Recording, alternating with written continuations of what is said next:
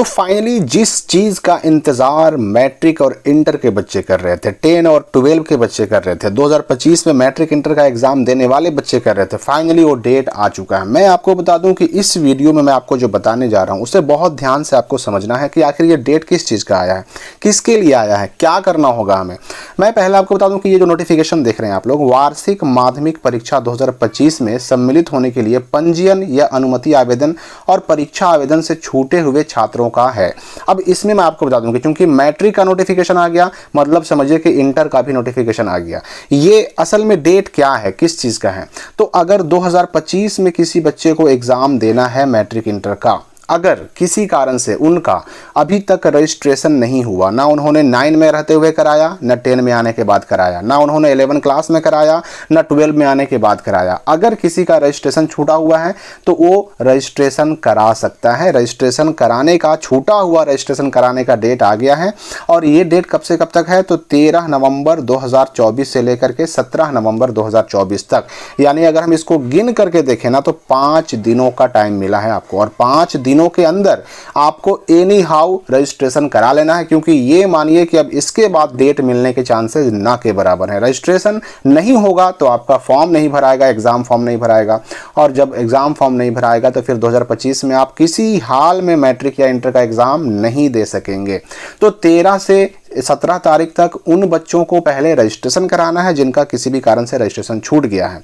मैं यहाँ पर यह भी स्पष्ट कर दूं कि अगर किसी बच्चे ने एग्ज़ाम फॉर्म भर दिया है, जाहिर सी बात है कि एग्ज़ाम फॉर्म ही जब आपने भर दिया तो आपका रजिस्ट्रेशन भी हो चुका है, तो आपको कुछ नहीं करना है। जिनका रजिस्ट्रेशन और एग्ज़ाम फॉर्म दोनों हो गया है, ऐसे बच्चों को कुछ भी नहीं करना है। बस करेंगे कौन, तो जिनका रजिस्ट्रेशन छूट गया है वो रजिस्ट्रेशन कराएंगे। अब जिनका रजिस्ट्रेशन छूट गया है, जब वो रजिस्ट्रेशन करा लेंगे तो आने के बाद उनका आएगा रजिस्ट्रेशन कार्ड, और रजिस्ट्रेशन कार्ड आने के बाद ऐसे बच्चों का भरा जाएगा एग्जामिनेशन फॉर्म 13 नवंबर से लेकर के 19 नवंबर तक। मतलब पहले तो आपको करना क्या है कि अगर रजिस्ट्रेशन छूट गया है तो 13 तारीख से 17 तारीख तक रजिस्ट्रेशन कराना है, और रजिस्ट्रेशन कराने के बाद जब रजिस्ट्रेशन कार्ड आ जाएगा तो आपका फॉर्म भराएगा, एग्जाम फॉर्म लगे हाथ 13 तारीख से 19 तारीख यानी 19 नवंबर तक। अब इस 19 नवंबर तक का जो डेट है, इस डेट में वैसे बच्चे भी फॉर्म भर सकते हैं, एग्जाम फॉर्म भर सकते हैं जिनका इससे पहले किसी कारण से एग्जाम फॉर्म नहीं भराया है। मतलब अगर आपका ये जो डमी रजिस्ट्रेशन कार्ड आया था उसका घोषणा पत्र अपलोड ना हुआ, उसकी वजह से आप अगर एग्जाम फॉर्म नहीं भर पाए हैं तो भी ये काम कर सकते हैं इस डेट के अंदर, 13 से 19 के अंदर।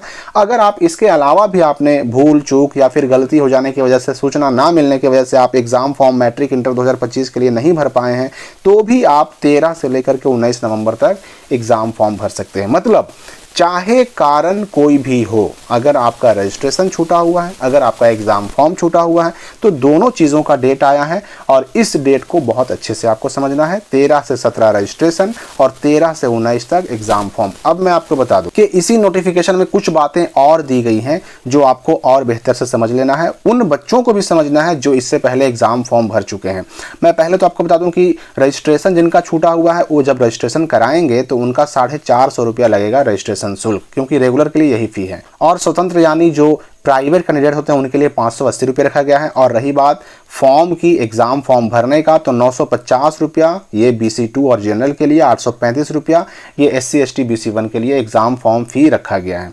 अब यहाँ पर देखिए डमी एडमिट कार्ड का बहुत सारे बच्चे वेट कर रहे थे, तो डमी एडमिट कार्ड में बता दूं कि ये जो डेट बढ़ा ना 19 तारीख तक, 19 नवंबर तक जब एग्जाम फॉर्म भरा जाता रहेगा तो 19 नवंबर तक डमी भी नहीं आएगा, 19 के बाद ही आएगा। मैंने पहले भी आपको कहा है कि जब तक एग्जाम फॉर्म भरने का डेट बढ़ता रहेगा, चाहे किसी कारण से बढ़े, जब तक एग्जाम फॉर्म भरने का फाइनली डेट खत्म नहीं हो जाता तब तक आपका डमी एडमिट कार्ड नहीं आएगा। और डमी एडमिट कार्ड आएगा, लेकिन कब आएगा, तो फाइनली जब एग्जाम फॉर्म भरने का डेट खत्म हो जाएगा तब आएगा।